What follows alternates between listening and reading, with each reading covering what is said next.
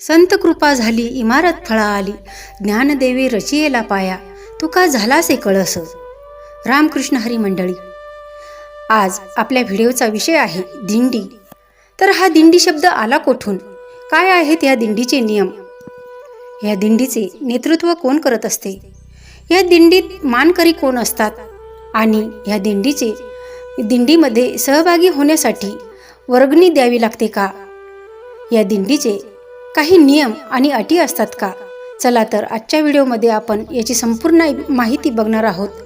त्यासाठी हा व्हिडिओ शेवटपर्यंत नक्की बघा आणि व्हिडिओ आवडला तर लाईक करा, शेअर करा आणि चॅनलवर कोणी नवीन असाल तर चॅनलला सबस्क्राईब करायला विसरू नका. आणि हा व्हिडिओ जर तुम्हाला आवडला तर कमेंटमध्ये रामकृष्ण हरी माऊली लिहायला विसरू नका. मंडळी, हा दिंडी शब्द कोठून आला, दिंडी नाव असे का पडले, तर दिंडी नावाचे एक वाद्य होते आणि त्या वाद्याच्या नावावरून दिंडी हा शब्द आला आहे, असे काही जाणकाराचे अभ्यासकांचे अंदाज आहेत. एका पालखी सोहळ्यामध्ये अनेक दिंड्याचा समावेश असतो. वारकरी पालखीत चालतात म्हणजे एखाद्या दिंडीमध्ये चालतात. दिंडी म्हणजे काही वारकऱ्यांचा गट.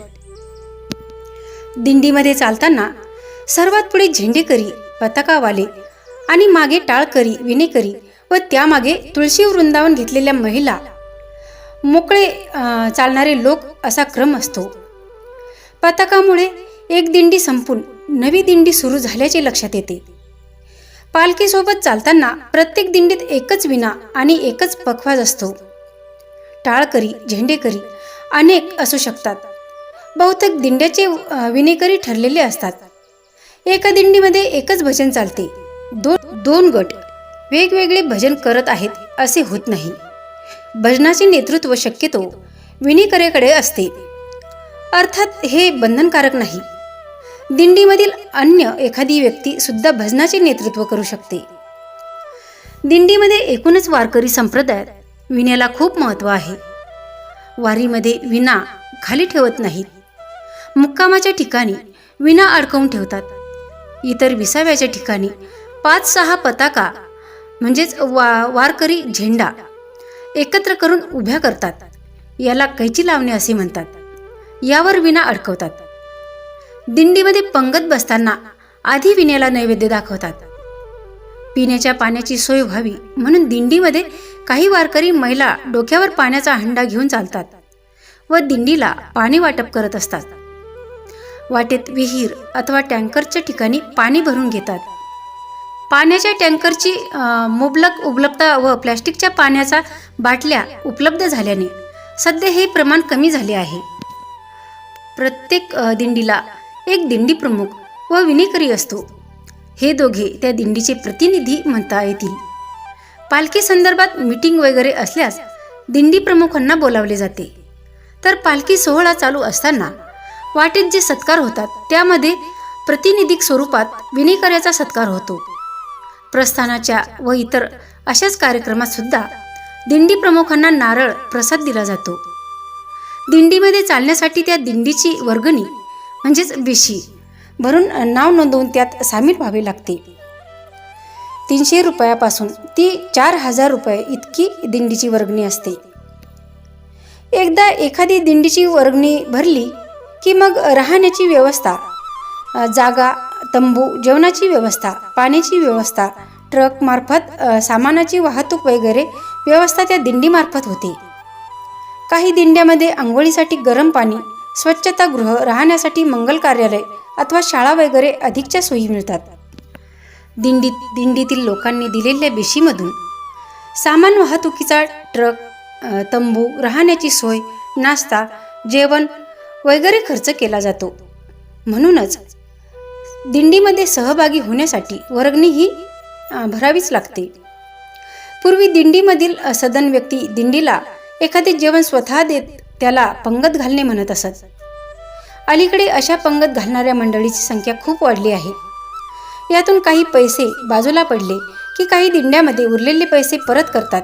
तर काही दिंडी प्रमुख त्यातून आळंदी, पंढरपूर, सासवड अशा पालखीच्या वाटेवरील व अन्य तीर्थक्षेत्राच्या ठिकाणी जागा घेऊन धर्मशाळा वगैरे बांधतात. हरिनाम सप्ताह आणि अन्य सांप्रदायिक कार्यक्रमाचे आयोजन करतात. पालखी सोहळ्यात कोणत्या दिंडीने कोणत्या क्रमावर चालायचे याचा क्रम ठरलेला असतो. नवीन दिंड्यांना शेवटी नंबर मिळतो. दिंड्याची मालकी प्रमुखपद एखाद्या व्यक्तीकडे, फडाकडे अथवा संस्थेकडे असते. दिंड्यांची नावे दिंडी मालकावरून अथवा गावावरून असतात. उदाहरण आळंदीकर दिंडी, शेगडे, पंचमंडळी दिंडी इत्यादी. माऊलींच्या व तुकोबांच्या पालखी सोहळ्यात सकाळी पालखी सोहळा वाटचाल सुरू होण्याआधी 3-3:30 वाजता उठून तंबू पाडून दिंड्याचे ट्रक तंबू व इतर सामान घेऊन पुढे निघतात. गर्दी अधिक असल्याने वाहतुकीचा खोळंबा टाळण्यासाठी हे आवश्यक असते. पहिल्या विसाव्याच्या ठिकाणी नाश्त्याची व्यवस्था, दुपारच्या विसाव्याच्या ठिकाणी जेवणाची व्यवस्था आणि दिंडीमार्फत केली जाते. मुक्कामाच्या ठिकाणी पुढे जाऊन रात्रीचा स्वयंपाक करणे, तंबू बांधणे वगैरे कामे केली जातात. काही दिंड्यामध्ये स्वयंपाक करणे, तंबू ठोकणे वगैरे कामे दिंडीतील लोक करतात, तर काही दिंड्यांनी यासाठी सेवक वर्ग नेमला आहे. काही वारकरी कोणत्याही दिंडीमध्ये न चालता मोकळे चालतात. गावातल्या एखाद्या देवळात, कोणाच्या ओसरीवर, स्टँडवर, प्रसंगी स्मशानभूमीमध्ये सुद्धा राहतात. स्थानिक लोक जे काही अन्नदान करतात त्यावर निर्वाह करतात. पालखीच्या पुढे अथवा मागे काही अंतरावर चालतात. कधी कधी एक मुक्काम पुढे चालतात. तर मंडळी, हा आहे दिंडीचा प्रवास. दिंडी ही केवळ यात्रा नाही, ती आहे आत्म्याची ओळख, भक्तीचा उत्सव आणि समाजात एकात्मतेची जाणीव. लाखो लोक निरपेक्षपणे चालतात, फक्त एकाच इच्छेनं, माझा विठोबा भेटावा. ही परंपरा आजही जिवंत आहे, कारण ती आपल्या श्रद्धेवर उभी आहे. आपणही या भक्तिरसात सहभागी होऊया आणि पावलं विठोबाच्या दिशेने वळवूया. जय जय विठ्ठल, जय हरी विठ्ठल.